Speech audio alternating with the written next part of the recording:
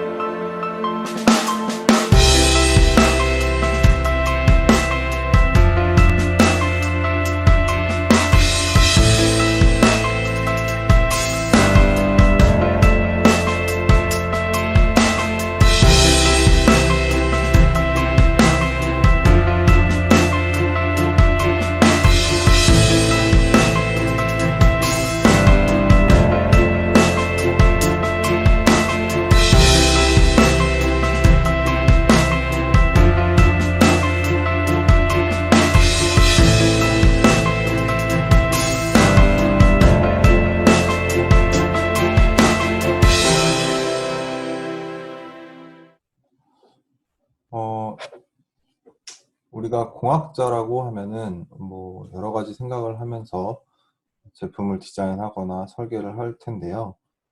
메카트로닉스학과 여러분들은 뭐 기계공학적, 전자공학적 두 부분을 모두 다 배우시고 모두 다 알고 계실 훌륭한 인재들이기 때문에 더 많은 생각이 들 거라고 생각합니다. 여기 수많은 뭐 공식이나 그래프, 그림 이런 것들이 있는데요. 이 모든 것을 다 생각을 해 보시고 그다음에 그림 그리는 스킬까지 있으셔야 아마 공학자라고 할 수 있지 않을까 생각이 듭니다. 그림은 뭐 미대가 그리는 거 아니야 라고 생각하시는 분들도 많을 텐데 사실 공학자는 어떻게 보면은 아티스트거든요. 엔지니어링도 설계는 엔지니어링 디자인이라고 하고요. 그냥 우리가 디자인은 이제 그냥 디자인이라고 하잖아요. 엔지니어링 디자인을 설계라고 하는 데는 설계를 엔지니어링 디자인이라고 영어로 표현하는 데는 분명히 디자인적 요소들이 많기 때문에 음, 그런 이름이 붙을 거고요. 여러분들이 뭔가 없는 것에서 있는 것을 창조하시는 일을 하시게 될 분들이기 때문에 그림도 연습해 두시고 여러 가지 공식들이나 전자공학적, 기계공학적 내용들을 개념을 많이 익히시는 게 중요합니다. 뭐 누가 문제를 잘 풀고 누가 뭐 이런 계산을 잘 하고 복잡한 계산을 잘 하고 그런 게 아니라 기본 개념들, 아주 기본적인 개념들은 여러분들이 익혀두시고, 아, 이거는 어떻게 하는 거더라? 뭐 이런 원리가 숨어 있지? 라는 거를 아시는 게 중요합니다. 고등학교 시절에 우리는 제일 어려웠다는 수학의 부분에서 미분과 적분을 배웠습니다. 지금 미분이 뭐냐? 지금 적분이 뭐냐? 미분을 계산해 보아라. 적분을 계산해 보아라. 어, 웬만한 교수님들도 오랜만에 고등학교 3학년 때 제일 어려웠던 문제집에 있는 문제를 갑자기 접하게 되면 순간적으로 헷갈리거나 아, 이걸 어떻게 풀지 하는 고민에 빠져드는 그 상황이 생깁니다. 음, 항상 익숙하게 문제를 풀던 고3 학생들이 더 빨리 문제를 해결하는 경우가 생기는데요. 그렇다고 해서 고3 학생이 어, 뭐 미분과 적분을 숱하게 다루고 있는 뭐 교수보다 훨씬 잘 하느냐 그거는 알 수 없습니다. 그렇지만 분명한 것은 이런 모든 과정을 지난 여러분들이나 아니면 여러분들보다 더 선배님들, 교수님들은 미분과 적분에 대해서 개념은 정확하게 알고 계실 겁니다. 미분은 뭔가를 굉장히 잘게 쪼개는 것, 적분은 굉장히 잘게 쪼개진 것을 다시 합쳐서 하나의 덩어리로 만드는 것이라는 개념을 알고 미적분을 활용을 하듯이 여러분들도 앞으로 4년 동안 배우는 것들에 대해서 기본 원리와 이건 이런 거였지 저건 저런 거였지 라고 하는 개념을 확실히 익혀두시면 공학 설계를 할 때 굉장히 도움이 될 거고 그런 부분이 공학적인 감각이 있다라고 이야기를 할 수 있고 사람들과 커뮤니케이션을 하는데 굉장히 많은 도움을 줄 겁니다. 여러분들은 메카트로닉스 학과이기 때문에 기계공학자 혹은 전자공학자 모두와 대화가 통해야 되고 심지어는 나중에 여러분들이 설계한 내용을 가지고 최종 제품에서 디자이너와도 이제 대화를 해야 되기 때문에 여러 방면에서 음, 많은 개념들을 알고 계시는 게 좋을 것 같습니다.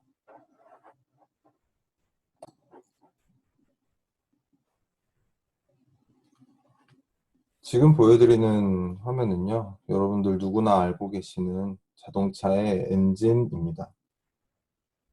이 엔진을 자세히 보고 있으면 회전하는 물체가 있고, 체인이 움직이고, 그다음에 뭐 여러 가지 스프링도 움직이고, 여러 디자인들이 많이 적용이 되었죠. 이 하나하나의 디자인은 지금 엔진에서는 미적인 요소보다는 기능적인 요소들을 위주로 만들어진 물건입니다. 하나하나의 모양들이 다 기능을 하고 있는 것이고요. 여기에서 그 어느 것 하나 일부러 혹은 뭐 모양을 위해서 만들어 놓은 것이 없습니다. 경량화를 위해서 깎았다던가 아니면 기능을 원활하게 하기 위해서 뭐 돌출을 시켰다던가. 여기 지금 왼쪽에 돌아가는 이 부분만 봐도요. 여기 있는 모든 구멍은 반드시 사용되고 있는 구멍일 거고요. 이 구멍 하나라도 일부러 그냥 디자인적 요소를 위해서 파 놓은 것은 없을 것입니다. 그리고 여기 있는 지금 돌아가는 캠 같은 경우에도 정확하게 모양을 물방울 모양으로 만들어 놓는다고 무조건 작동을 하는 것은 아니고, 뭔가 원활하게 작동을 하기 위해서 정확한 계산을 통해서 만들어진 것입니다. 그 많은 부품이 합쳐져서 하나의 기능을 하는 것이고요. 여기에 이건 기계공학적 요소인데, 여기에 타이밍이나 아니면은 발화나 여기 원래는 스파크 플러그도 있어야 하는데, 뭐 스파크 플러그까지 더해지면은 이거는 기계공학적인 문제에서만 해결되는 것이 아니라 전자공학, 화학 등등의 여러 가지 학문이 합쳐져야만 나오는 물건이기 때문에 여러분들이 그 한가운데서 굉장히 많은 역할을 하실 거라고 생각이 듭니다. 방금 보신 엔진에 이제 점화 플러그까지 이제 장착된 모습을 보실 수 있고요. 여러 가지 벨트나 이렇게 타이밍 벨트나 아까 같은 경우는 체인이었죠. 이제 벨트나 구동 벨트, 그다음에 실린더, 피스톤 등등 여러 가지 물건으로 만든 3D 모델입니다. 아까 같은 경우에도 3D 모델을 구동하는 모습으로 이제 렌더링을 한 것이고, 이건 3D 모델을 그냥 그대로 보여주고 있는 것이고요. 이것도 뭐 일부 렌더링이 들어가긴 했는데 여러분들이 가장 쉽게 접할 수 있는 것이고, 나중에 3D를 배우면서 여러분들도 아마도 그리게 되실 물건들입니다. 앞서 말씀드렸듯이 저 엔진을 구성하는 하나하나의 부품들이 분해를 해 놓으면은 사실 이거보다 더 많은데요. 이 정도로 많이 분해를 해 놓으실 수 있습니다. 앞서 말씀드린 것과 같이 뭐 예쁘게 생긴 물건은 없죠, 지금. 예쁘게 생긴 물건들이라기보다는 기능을 하기 위해 충실하게 단지 그 성능만을 위해서 다 설계되어 있는 물건들이고요. 어 이것도 뭐 자주 보다 보면은 기어가 예쁘게 보인다거나 스프링이 예쁘게 보일 수는 있지만, 어쨌든 목적은 심미적인 것보다는 기능적인 것을 하고 있는 것이고, 여러분들은 나중에 이 수많은 부품들을 설계를 하시는 자리에 앉게 되실 겁니다. 그렇기 때문에 이런 설계를 하는 작업이라던가 아니면 제작을 하는 작업을 하는 데 있어서 도면은 굉장히 중요한 것이고, 공학자들에게는 언어와 같이 어 전 세계에서 통용될 수 있는 그런 문서입니다. 그렇기 때문에 여러분들이 도면에 대해서 굉장히 잘 아셔야 되고, 이런 하나하나의 부품을 다 어떻게 그려서 제작을 했고, 이것들이 어떻게 합쳐져서 엔진이라는 물건 하나를 만들어서 우리가 흔하게 일상에서 볼 수 있는 자동차를 만들게 되는지, 뭐 전기 자동차도 마찬가지고 어떻게 그걸 만들게 되는지 여러분들이 그 원리와 구조를 알아가시는 시간이 되었으면 해서, 이번 시간에는 도면을 보는 법에 대해서 한번 여러분과 생각을 해보려고 합니다.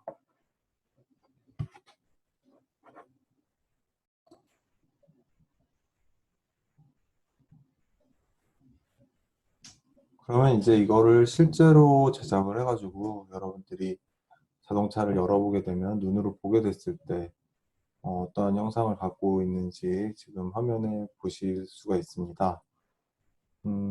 아까 모델링에서 봤던 것보다 굉장히 예쁘지도 않고 기능에 충실했으며 부분적으로 녹이 슬고 때가 낀 것을 볼 수 있는데요. 이렇게 심미적인 것을 고려하지 않는 자동차 이제 엔진이나 내장 부분들에 대해서 여러분들이 한번 다시 생각을 해보시고, 기능을 얼마나 충실하게 구현할 수 있는가가 더 중요한 팩터가 이 안에 숨어 있구나라는 걸 아셨으면 좋겠습니다. 일단 기능이 먼저고 디자인이 나중인 거는 이제 저희 공학자들의 생각이고요. 사실 디자이너들 입장에서는 예쁘게 만든 물건, 혹은 또 이제 디자이너가 아닌 경영자의 입장에서는 예쁘게 만든 물건 안에 기술들을 얼마나 넣을 수 있느냐라는 걸로 이제 2차적으로 기술을 생각하는 경우도 많습니다. 그렇기 때문에 공학자와 디자이너 혹은 공학자와 경영자가 부딪히는 경우가 굉장히 많고요. 여러분들이 그 안에서 어떻게 합리적으로 그 문제들을 해결해 나갈 수 있느냐, 이것 또한 여러분들의 커뮤니케이션 능력의 또 하나의 갈래길이 될 수 있다고 생각을 합니다. 그래서 이제 이런 것들은 이제 디자이너 입장에서 생각을 한 건데요. 이제 디자이너가 그린 그림이고요. 여기서는 이제 얼고노믹스라고 인간의 사용 패턴이나 인간이 얼마나 사용하기 편하게 만드느냐에 좀 초점을 둔 내용들이 많고요. 어떤 뭐 패드 형식의 카메라도 달려있고 뭐 이런 레코딩도 되고 하는 기계 같은데, 어떻게 보면 굉장히 필요 없어 보이는 디자인들이 되게 많죠. 예쁜지도 저는 사실 잘 모르겠지만, 뭔가 악기를 형상화한 것 같기도 하고요.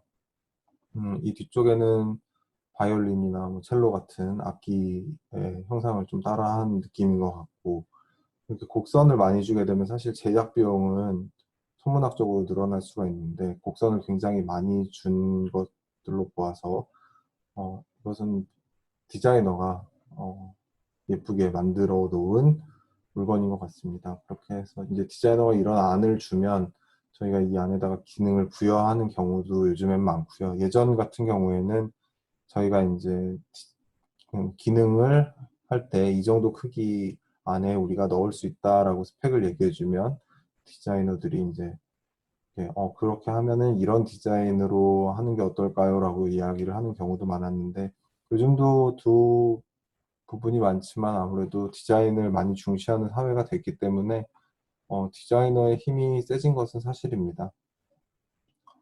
어, 그래서 여러분들이 이제 그런 디자이너가 제시한 것들 안에다가 예쁘게 기능을 할 수 있는 장비들을 넣을 수 있는 능력자가 되셔야 되고, 그러려면은 많은 도면을 보고 도면을 그리는 훈련을 해야 되기 때문에 단순히 캐드에서 그림을 그릴 줄 알고 캐드에서 도면을 그릴 줄 아는 그런 분들이 아니라 어, 많은 것을 보고 바로바로 인지하고 상대방과 커뮤니케이션을 하고 제시할 수 있는 분들이 되셨으면 해서 이번 시간 수업은 도면 트레이닝으로 잡았습니다. 그래서 이제 7주차 도면 보기 트레이닝 수업을 한번 본격적으로 해보도록 하겠습니다. 7주차 도면 보기 트레이닝을 통해서 여러분들은 도면을 보는 스킬과 나중에 도면을 그리고 어떤 제품을 개발하는 그런 능력을 배양하실 수 있을 것 같고요. 먼저 도면을 하나 보겠습니다. 지금 이 도면을 보고 여러분들이 어떤 형상인지 정확하게 떠오르시는지 모르겠는데요. 어, 사실 제가 보여드릴 이번 도면들은 좀 부족한 점들도 있는 도면입니다.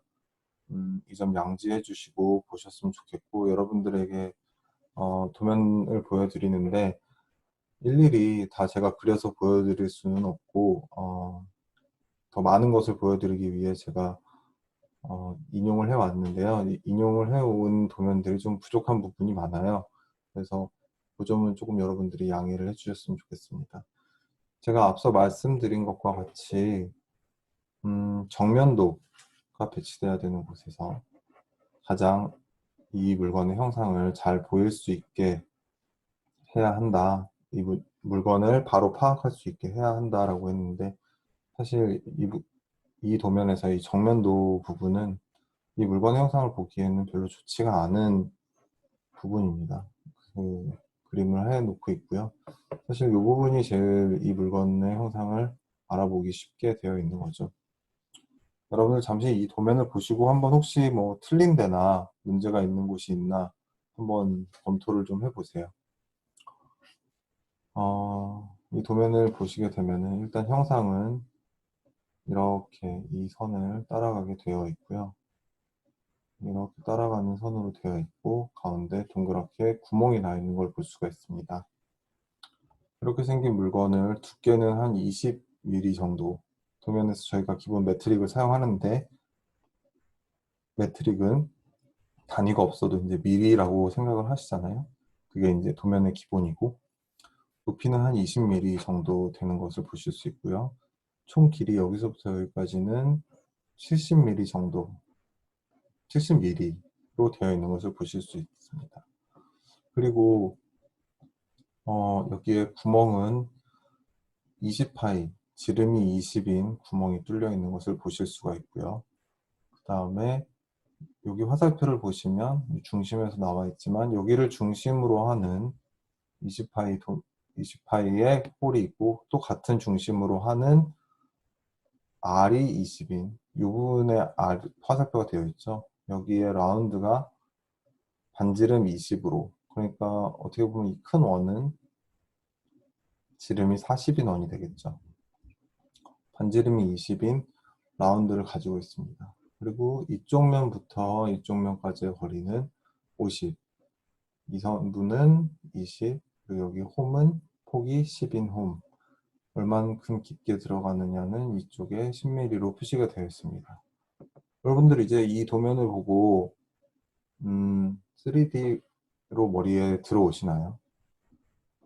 머릿속 상상 속에 3D로 들어오셔야 되는데 사실 이 도면은 제작이 불가능한 도면입니다. 그 이유는요,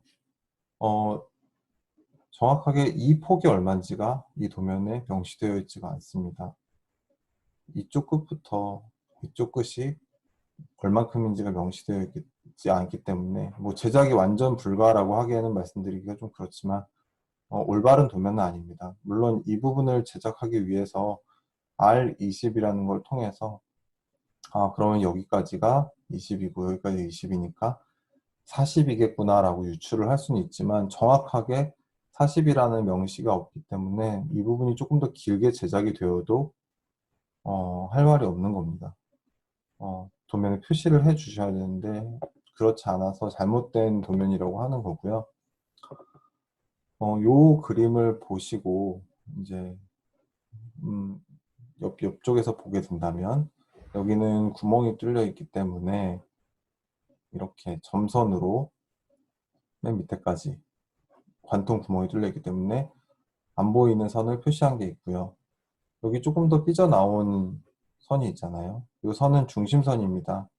1.세 선인데요.